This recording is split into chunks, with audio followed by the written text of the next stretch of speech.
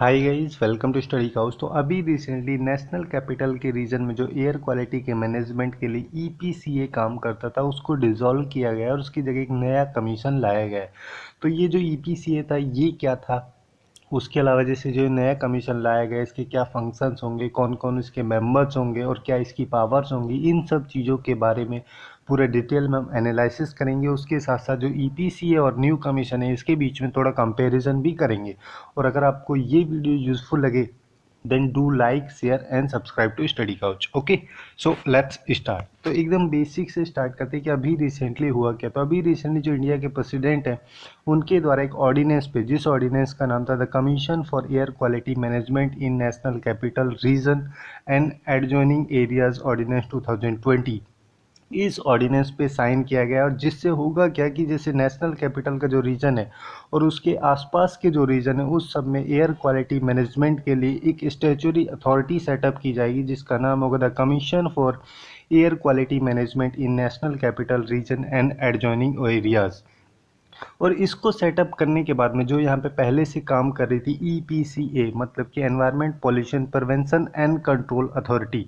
जो कि national capital reason के लिए ही बसती, उसको डिसॉल्व किया गया इस ऑर्डिनेंस की हेल्प से। बेसिकली जो ईपीसीए थी जिसको कि 1998 में 1998 में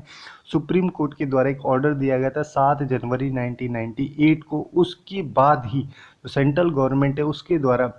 एक कमेटी कॉन्स्टिट्यूट की गई और उस कमेटी के द्वारा ये बोला गया कि जो ईपीसी है उसको इस्टेब्लिश किया जाए। अब यहाँ पे जैसे नेशनल कैपिटल का जो रीजन है यहाँ पे जैसे जो भी एयर क्वालिटी होती है उसको मॉनिटर करने का, मैनेजमेंट करने का जो काम है, कई सारी जो मल्टीपल बॉडीज है जैसे सीपीसीबी है, मतलब कि सेंट्रल पॉल्यूशन कंट्रोल बोर्ड है, या फिर उसके अलावा जैसे स्टेट पॉल्यूशन कंट्रोल बोर्ड्स हैं, या फिर स्टेट गवर्नमेंट हैं जो उसके आसपास के रीजन में, मतलब कि एनसीआर के रीजन में एक्चुअली में जैसे दिल्ली आती है, हरियाणा, यूपी और राजस्थान। तो ये वाला जो रीजन है इनकी जो स्टेट पॉल्यूशन कंट्रोल बोर्ड है उनके द्वारा भी वहाँ का जो एयर क्वालिटी है उसको मॉनिटर और मैनेज किया जाता था। उसके अलावा ईपीसीए के द्वारा भी किया जाता था। उसके साथ साथ जैसे सेंट्रल मिनिस्ट्री जो है environment and forest and climate change की, जो जिसको कि MOEFCC के नाम से भी जाना जाता है, इस मिनिस्ट्री के द्वारा भी इसको मैनेज किया जाता था। उसके साथ साथ जो सुप्रीम कोर्ट है उसके द्वारा भी एयर पोल्यूशन को मॉनिटर किया जाता था, क्योंकि 1988 में 1988 में सुप्रीम कोर्ट के द्वारा MC Mehta versus union of India का एक केस था। उसके बाद ही सुप्रीम कोर्ट के द्वारा जजमेंट दिया गया कि कुछ चीज़ों में जो एयर पोल्यूशन है उसको मॉनिटर करने का काम सुप्रीम कोर्ट खुद भी करेगा। और अब यहाँ पर जब ये ऑर्डिनेंस लाया गया तो इससे बेसिकली हुआ क्या कि जो भी ये मतलब छोटी छोटी मल्टीपल जो बॉडीज़ हैं जिनके द्वारा एयर क्वालिटी को मैनेज किया जाता है, मॉनिटर किया जाता है, इन सबको एक जगह पे लाया जाएगा, मतलब कॉन्सोलिडेट किया जाएगा और एक ओवर आर्किंग एक बॉडी होगी। मतलब कि जो एक नया कमीशन होगा ये इन सब के ऊपर में एक बॉडी होगी जो कि पूरी अच्छे तरीके से, जैसे जो भी एयर क्वालिटी का मैनेजमेंट है या फिर मॉनिटर करने का जो कंप्रहेंसिव तरीके से किया जा सकता है एफिशिएंटली, वो किया जाएगा इस नए कमीशन की हेल्प से। अब यहाँ पे जो नया कमीशन होगा इसकी कंपोजिशन की बात करें तो इसका जो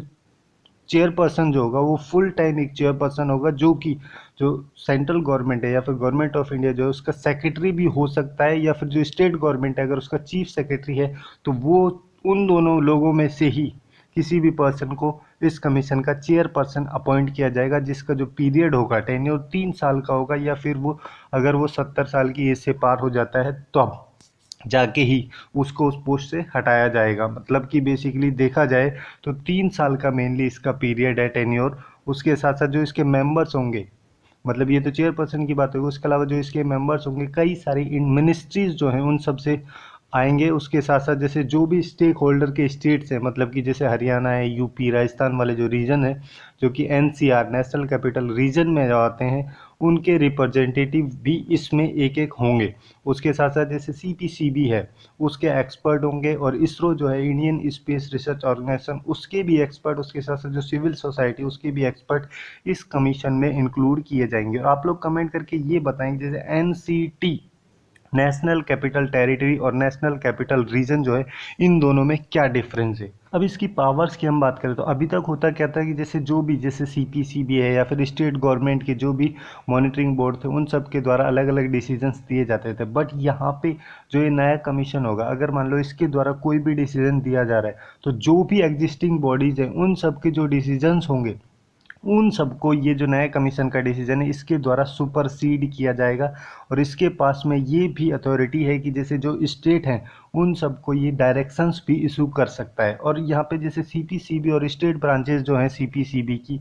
उनकी जो मेन पावर्स होती थी वो बेसिकली ईपीए एक्ट मतलब कि एनवायरनमेंट प्रोटेक्शन एक्ट, जिसको कि 1986 में लागू किया गया था, उस एक्ट से ही वो अपनी सारी पावर्स जैसे कि जो भी air pollution, land pollution, water pollution से रिलेटेड होती हैं वहीं से वो अपनी पावर्स ड्रॉ करती हैं और आगे जाके भी वो वहीं से अपनी पावर्स भी ड्रॉ करेंगी। बट अगर मान लो कोई क्लैश होता है, कोई डिस्प्यूट होती है नया कमीशन और सीपीसीबी के बीच में, तो यहाँ पे जो कमीशन की जो रेट होगी वो प्रिवेल करेगी। ठीक है, मतलब कि ज़्यादा पावर जो है वो कमीशन को दी गई है, ना कि सीपीसीबी को। और उसके अलावा जो ये कमीशन होगा कई सारे पैरामीटर्स को भी ले डाउन करेगा, जिससे कि एयर क्वालिटी जो है एनसीआर के रीजन में उसको मॉनिटर किया जा सके और जो एयर पोल्यूशन है उसको कर्व किया जा सके और स्टेट गवर्नमेंट के जो एफर्ट्स हैं उन सबको भी इम्प्रूव किया जा सके इस प्रॉब्लम को सॉल्व करने के लिए। उसके अलावा जैसे जो भी इंडस्ट्रीज होती है, जैसे मान लो कोई भी वल्नरेबल एरिया जो है जहाँ पे इंडस्ट्री को सेटअप करना काफ़ी ज़्यादा प्रॉब्लमेटिक हो सकता है, एयर पोल्यूशन को बढ़ा सकता है, तो ऐसे सिचुएशन में जो नया कमीशन होगा इसके पास पावर होगी कि ये रेस्ट्रिक्ट कर सके उस इंडस्ट्री को वहाँ पे सेटअप होने से। और उसके साथ साथ जैसे जो भी इंडस्ट्रियल यूनिट्स हैं वहाँ पे जाके वो साइट इंस्पेक्शंस भी कर सकते हैं। और इसकी जो डायरेक्शंस जो दी जाएंगी, जैसे नए कमीशन के द्वारा कोई भी डायरेक्शन दी जाती है, अगर उसको कॉन्ट्रावीन किया जाता है, मतलब अगर उसको लागू नहीं किया जाता, नहीं माना जाता है, तो कमीशन के पास में यहाँ पे पावर होगी कि वो 1 करोड़ रुपए तक का फाइन इम्पोज कर सकते हैं और या फिर 5 साल तक की इम्प्रिजनमेंट या फिर जेल 5 साल तक की कर सकते। और इसकी जुरिस्डिक्शन की अगर हम बात करें, जैसे सीपीसीबी जो है वो बेसिकली पूरी कंट्री में जो भी लॉज वगैरह होते हैं, मतलब पॉल्यूशन वगैरह से रिलेटेड या फिर जिस टाइप का की एयर वाटर लैंड पॉल्यूशन जो होता है उन सब से रिलेटेड जो भी रेगुलेशंस होती हैं उन सबको मैंडेट करने का काम सीपीसीबी का होता है। और यहाँ पे जो ये नया कमीशन होगा इसका स्पेसिफिकली जो एरिया होगा वो दिल्ली का जो एनसीआर का रीजन है वो, उसके अलावा जो एडजॉइनिंग एरियाज़ हैं जैसे कि यूपी है, हरियाणा है और फिर राजस्थान वाला जो एरिया है वो सब पे इसका मेन फोकस होगा। वहाँ पे ही जो एयर पोल्यूशन की जो प्रॉब्लम हो रही है उसको सॉल्व करने के लिए और एयर क्वालिटी को मैनेज करने के लिए इसका मेन काम यहाँ पे रखा गया है। उसके साथ साथ एक रेगुलेटरी मैकेनिज्म भी इस्टेब्लिश की जाएगी, जिससे कि जो स्टबल बर्निंग जो आसपास के एरियाज में होती हैं उन सबको भी एक प्लेस में रखा जाए और उनको एक प्लेस में रख के मॉनिटर किया जाए। अब यहाँ पे पहले कोई भी मतलब कि कोई भी सिंगल बॉडी होती नहीं थी एयर क्वालिटी को मैनेज करने के लिए, अलग अलग स्टेट्स की होती थी, फिर सीपीसीबी होती थी। तो अब यहाँ पे जो नया कमीशन होगा ये बेसिकली